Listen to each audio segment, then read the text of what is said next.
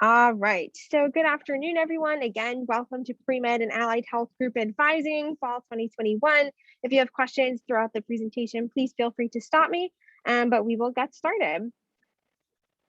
So first, just a little agenda of what we're going to go over today. We'll go over an overview of the PreMed program of study. We'll talk about different course registration questions that typically come up for PreMed students, talk about important reminders about preparing for medical and graduate school. And then we'll, like I said, leave time for questions at the end so we can make sure everyone has, knows what they have to do and is ready for registration.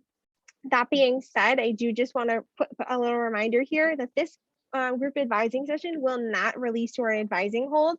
You will still need to schedule an appointment with your academic or faculty advisor to have your advising hold lifted. This is more of an informational session for students who are interested in pursuing pre-med and allied health. So let's get started. We're going to start with an overview of the pre-med program of study. So how to find the program of study first, you can find it on our website. The pre-med program of study is not a major, it is not a minor, it is a set of courses that are designed to prepare you for study in medical school or an allied health program such as PA school, dental school, vet school, something of the nature.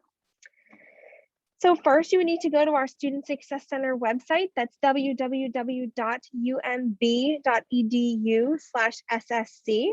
Once you get to our website, you're going to want to click on where it says Pre-Medical and Allied Health Advising. And that will bring you to our screen that looks something kind of like this. You're going to click on where it says undergraduate because you are all undergraduate students. And then you will click on where it says download the pre-medical program of study curriculum. And this is where you will find a document that looks something like this. And this goes over the requirements that you need to declare the program of study. And then it will also tell you which courses are required to complete the program of study. I will send out these slides after the presentation, and this is linked also to the program of study if you needed to find this again. So throughout this presentation, we're going to go through what is on the program of study, but I just wanted to let you know that's how you find it. So what do you need to do to declare the program of study? You need to complete 3 semesters of coursework at UMass Boston. So that means you need to be at least about halfway through your sophomore year to declare the program of study.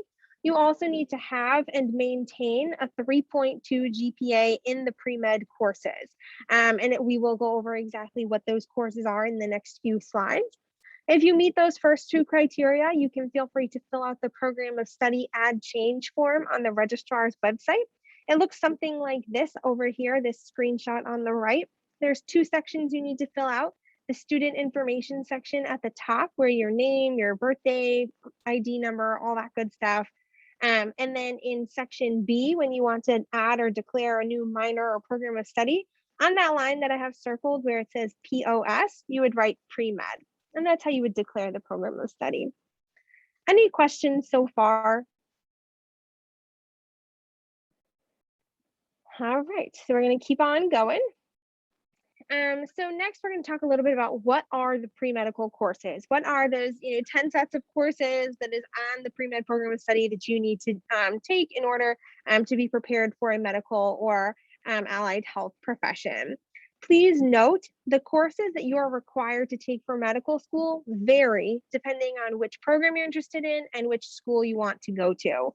It totally depends on what your interests are, all of that. So what I would recommend is that you should research the schools that you want to go to, the programs that you want to be in, so that way you know which requirements they need you to do before medical school, and then just take those. Because our requirements are general. You want to make sure you're completing the specific requirements for the schools that you are interested in. But those general requirements start with biology and chemistry. We recommend a semester of Bio 1 and Bio 2, as well as a semester of cell biology and genetics. Then on the chemistry side, you want to be taking General Chem 1 and General Chem 2, Orgo Chem 1 and Orgo Chem 2. If you are a biology or a biochemistry major, most of these courses are naturally built into your major. If you are outside of the College of Science and Math or outside the biology or biochemistry major, you may need to specifically take these courses in order to add them into your schedule. They don't just naturally come with the major. Similarly, the biochemistry, we just need you to take Biochem 1. If you're a biochem major, you'll obviously take more than that, but for the pre-med program of study, it's just that one course. Physics is a very popular prerequisite for most medical programs and allied health programs.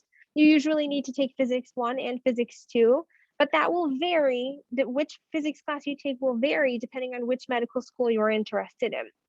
So if you are interested in going to a typical, medical school, most are fine with you taking algebra-based physics 1 and 2, which is physics 107 and 108, and then the labs are 171 and 172. If you are interested in going to a more competitive medical school, such as, a Harvard or Ivy League school, something of that nature, you may want to consider taking a more advanced physics course, such as calculus-based physics, which is physics 113 and 114 with the labs 181 and 182. You'll notice that the pre-med program of study does not list the algebra-based physics labs. That's because the program of study is in the process of being updated. I would recommend that if you're taking physics 107, you take it with lab 171. And if you're taking 108, you would take it with 172. And then similarly, if you're taking 113, pair it with 181, and physics 114, pair it with 182. If you have specific questions about physics, I'm happy to answer them at the end, but just again, be mindful that if you're planning to go to a more competitive school, make sure that you check to see if they require calculus-based physics over algebra-based physics. The last two areas are math and the social sciences. Most medical schools will require at least one semester of math, typically calculus, but a lot of schools are also requiring a statistics class. It could be a general statistics class. Math 125 would be fine. Again, if you're interested in a more competitive school, or if you're really good at math and you want to show off your math skills, I would recommend taking Math 141 along with Math 140. Math 141 is Calc 2. So again, if you're strong in math and you know that you could do well in Calc 2, by all means take it. If not, or if you want to take the statistics route because your school requires a statistics class, you also could do that. Again, the importance of, I can't stress enough, the importance of researching the schools that you are interested in attending and just taking the requirements that they require.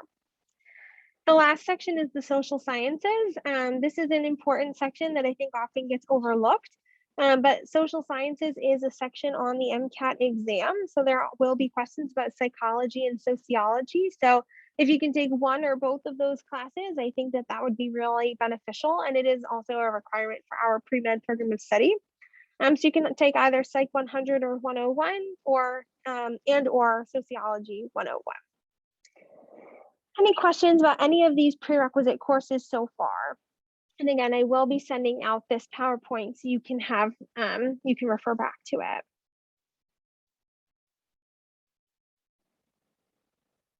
All right, moving on. So just a few tips to remember. Be mindful of your pacing. What I mean by that is if you are not a biology or a biochemistry major that has those sorts of pre-med prerequisites built in, try to take at least one or two pre-med courses over,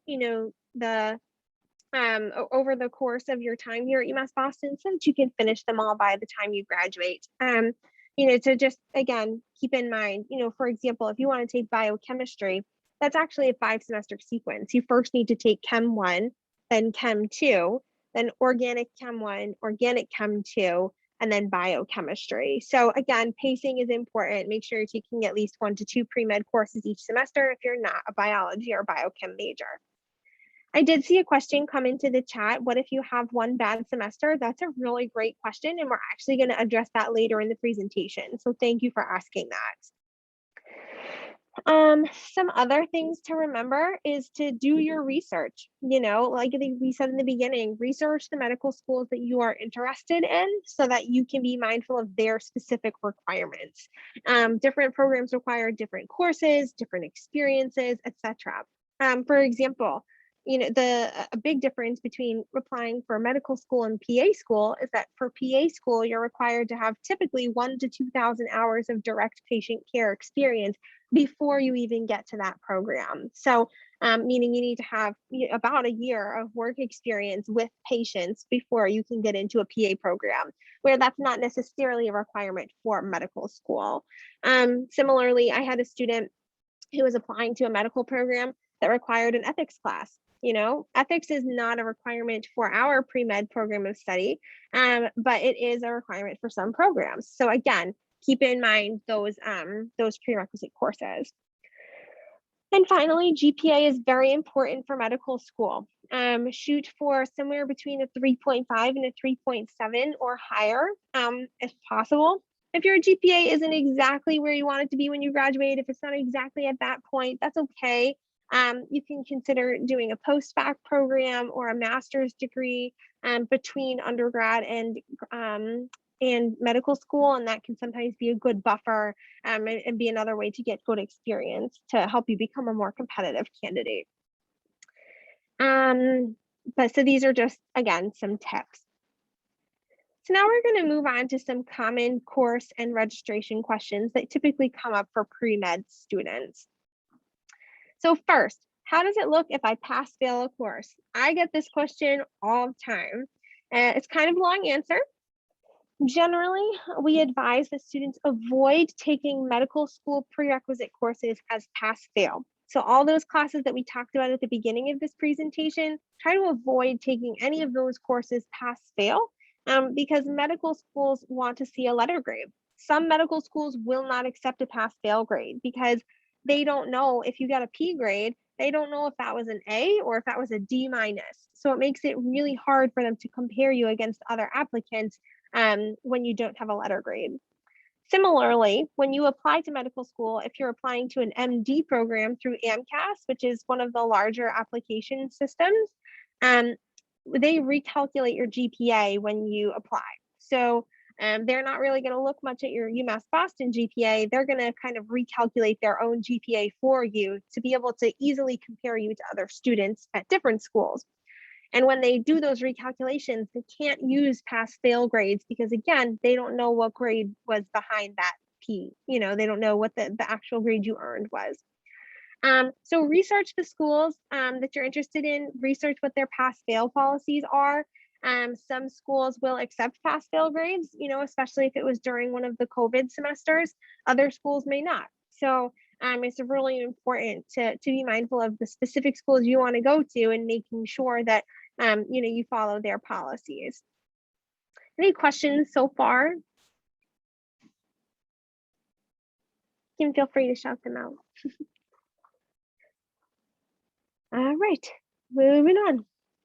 The next question I get is, I got a few low grades when I first started college. Can I still get into medical school? And this is similar to that question that was asked in the chat. If I had one bad semester, like what will happen?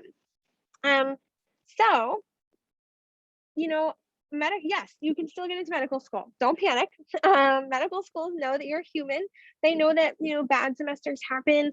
They know that 18-year-olds right out of high school might not know that they want to become a doctor and know that they need to get, really great high grades. So they understand that. What they want to see is how you bounce back from it. And they want to see your growth. And so if the courses that you got are low grades in, if they're the pre-medical school prerequisite courses that we talked about earlier, then you might want to consider repeating them, considering how low they are. If they're in the, D, C minus range, you still pass, but it wasn't a super high grade, consider repeating those courses. But what you don't want to do is you don't want to hide from low grades, okay? When you fill out an application, there's always a question at the end that says, what haven't we asked you that you want to share? Or what else would you like to tell us? Use that as an opportunity to kind of get out in front of your, poor grades and talk about those experiences. Don't hide from them. Because if you just try to sweep a couple of, D's and F's under the rug and not talk about it, medical schools are going to be like, whoa, what happened there? But if you can say, in that explanation, listen, that was during the COVID semesters, online learning is not for me. I struggle with, XYZ, but this is how I overcame it. I started going to professor office hours. I learned more about myself as a student. I overcame barriers. And that's what made me a better student. And that's how it'll make me a better physician. If you can talk about how that experience grew you, that now may turn, what might have been some hiccups on your application into a strength for you. So be mindful of that. The other thing is if you have some low grades, remember that experiences matter. MCAT scores matter, letters of recommendation matter, your personal statement matters. If you're lacking in grades, build it up in other areas of your application.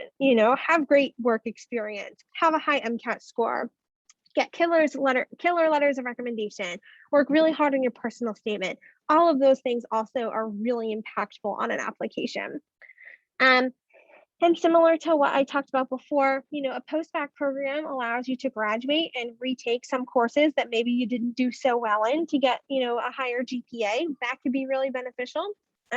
Do maybe a master's program before you go to medical school, because not only will that give you time to practice some of the courses that maybe you struggled in, but it also, now you're applying to medical school and you have a master's degree, where a lot of students you're applying against maybe just have an undergrad or a bachelor's degree. So it also can be a competitive advantage that way. Any questions about any of this? I do have one. Sure. So I was planning on actually go to medical school right after college, because I didn't want to take, and right after my undergrad, because I didn't want to take any break due to the fact that I already take multiple breaks from school. So Sure. what I started doing is helping. I got a job. I work at children, helping around, and then do community service so I can build that background. Do you think it's a good idea now, like I'm listening to you saying that maybe a master degree will be helpful? So what do you think it should be? Like, do you think it's a good idea that I do that?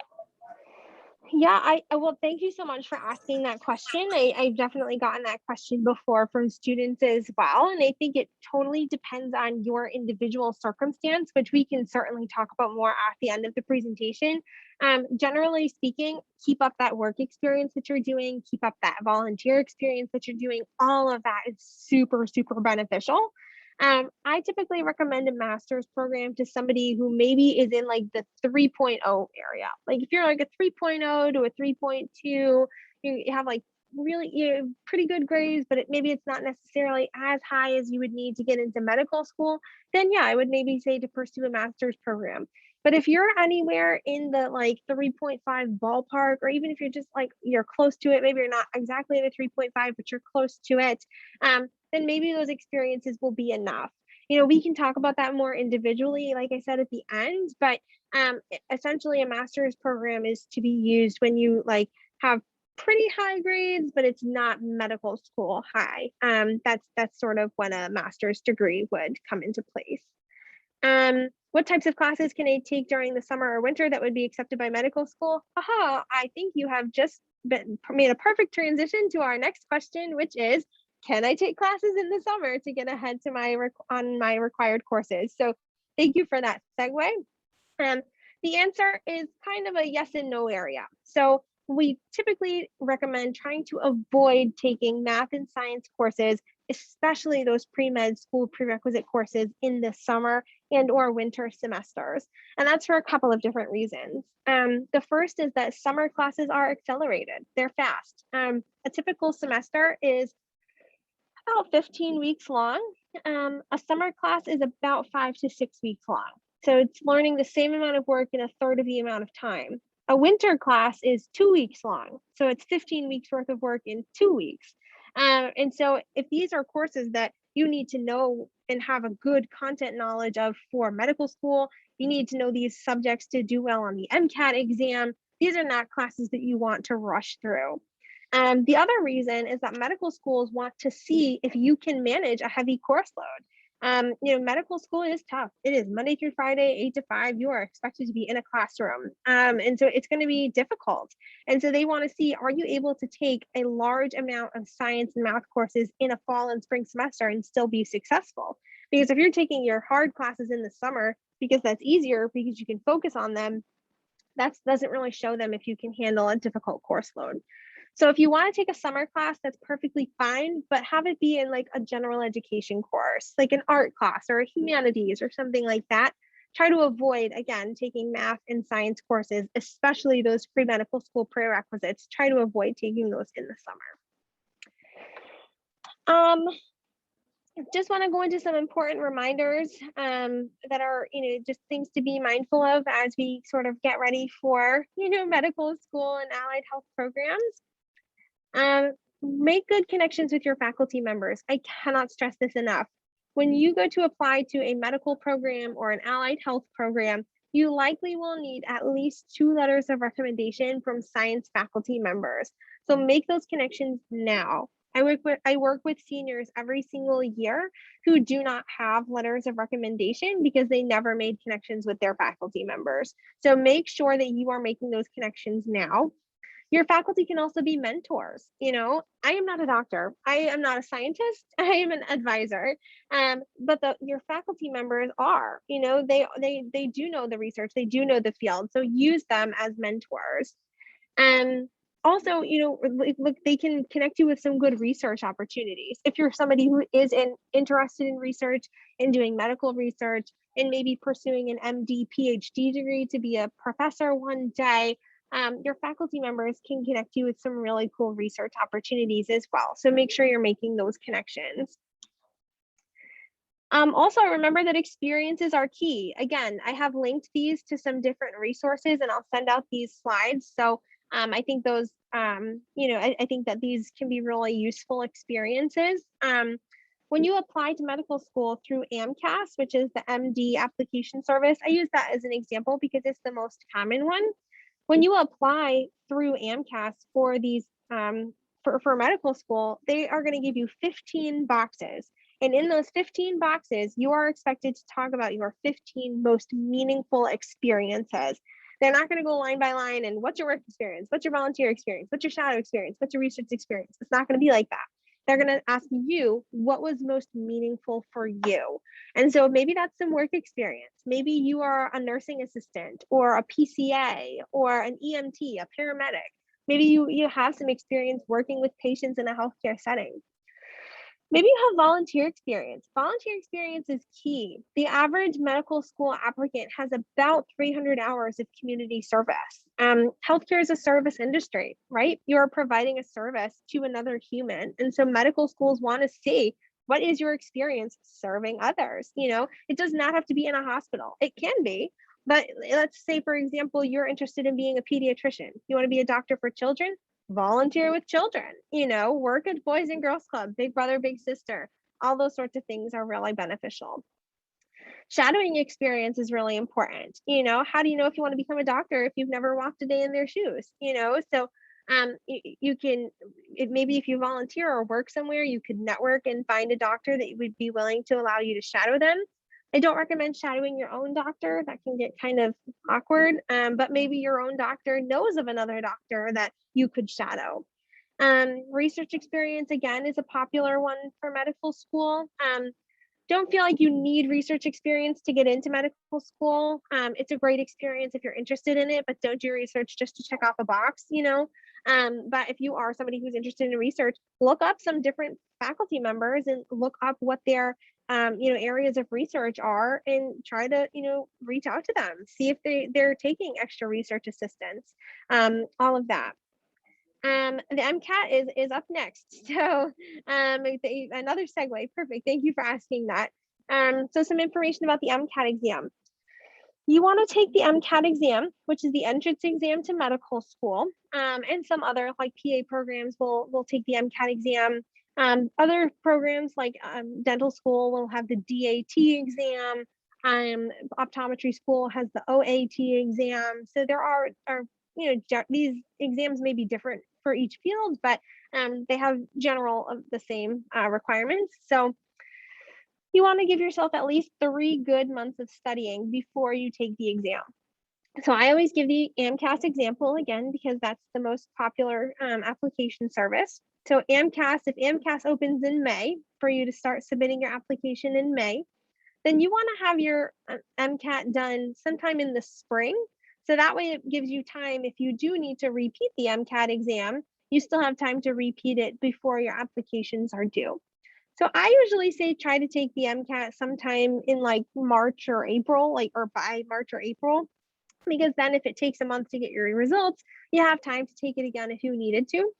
And then you want to give yourself at least 3 months of studying before you take the exam. So if you're planning to take the exam in March, let's say, then come January 1st, you better be studying. If not by then, even earlier.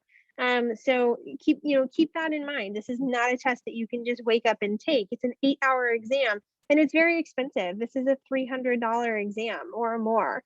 There is fee assistance available. I recommend everybody try to apply for the fee assistance, even if you are not sure if you are eligible. The MCAT folks have made some sort of allowances for even more people to be eligible. So definitely apply for the fee assistance. It also gives you discounted applications to medical school. So it's an expensive process, but there is help available. There are 4 sections on the MCAT exam. There's biological and biochemical foundations of living systems, which is essentially just biology. Then there's chemical and physical foundations of biological systems, which tends to be chemistry. Then we have the psychological, social, and biological foundations of behavior, which is those social sciences. And then critical analysis and reasoning skills, which tend to be, your English language arts, English 101, 102, that sort of thing. Tomorrow, actually, oh no, not tomorrow, next week, we will be having a pre-med workshop about the MCAT exam. We're actually having some folks from the MCAT come give a presentation via Zoom to UMass Boston students. For more information about that, you can go to our website. It's umb.edu/SSC and click on Pre-Med and Allied Health Advising, and then click on events, and you can find more information about that there. And then another just sort of reminder is to start early. The medical school application process is long. It usually takes about a year or more. So if you don't want to take a break, if you want to go right from undergrad to medical school, you really need to be applying in your junior year. So be mindful of that. Plan ahead. I also recommend starting early when you apply. That if the application opens early summer and ends in the fall, you could be a perfect applicant, have the best grades, great experience. But if you apply in October, when the applications are coming due, you might not get in solely for the fact that all the spots are filled by them. So please keep in mind when you're applying in the application cycle, and start researching requirements and programs early to avoid being blindsided. I cannot stress that enough. If you have your heart set on going to UMass Medical School and you don't research and you don't know that they require a statistics class and your major never required you to take statistics, well, guess what? You don't have the requirements it takes to get into UMass Med. So, keep that in mind, keep that, research going throughout your time here. And then I just want to give you a general overview of the AMCAS application timeline. This varies if you're interested in different programs than medical school. But again, since the AMCAS application tends to be the most popular, this is the one I use as an example. If you have more specific questions about different applications, we can talk about that at a later time. So the first thing is you want to take the MCAT exam. So like we talked about, you want to try to take that in the spring before you apply. The medical school application opens in early May for you to fill out. And you can start putting in your personal statement, answer your questions to your essays, talk about those meaningful experiences, all of that. And then you can click submit at the end of May, early June. And then what happens is your application goes through what's called AMCAS verification. And AMCAS, the application service, goes line by line and makes sure that everything on your application is accurate. There's about 50,000 applicants to medical school a year. There's a lot. And so it takes a long time, especially at peak application times. So it can take up to 8 weeks to have your application verified. So if you submit in June, your application might not even reach the medical schools until like August. So again, it's important to be early. Then after you submit your initial application, if you meet the school's initial criteria, they'll invite you to fill out a secondary application. This usually comes with an additional fee. And they're probably just gonna ask you more questions about, specifically about the school that you are interested in. So it could be maybe, tell us about how COVID impacted you, or maybe they'll ask for an additional letter of recommendation, or, something like that. So those are what the secondaries are. And those come later in the summer, early fall. And then if they like what they saw on your interview, if they like what they saw on your secondary application, they'll invite you for an interview. And those can start as early as July, and they run throughout the winter. And that's where the schools will want to just get a chance to talk to you. They have been remote for the last couple of years because of COVID. I don't know if this cycle, if we're looking at more in-person interviews. I think we're waiting to see sort of how COVID plays out. But you will have an interview of some sort with the medical school that you're interested in. And then you would get your acceptances and or denials in March or April of the following year. So again, it is about a year-long process to go through the medical school application. So at this time, I want to, and then you would start orientation for your school in August. So at this time, I want to pause and see if anybody has any questions. I want to make sure that we answer everything. So if you don't have any questions, feel free to log off. Again, remember, you will need to still meet with your advisor to have your advising hold lifted. But I will remain in this call, so will Trish. And so if you have any questions, please let us know. And with that, I think I'm gonna stop sharing my screen, and I'm gonna stop this presentation.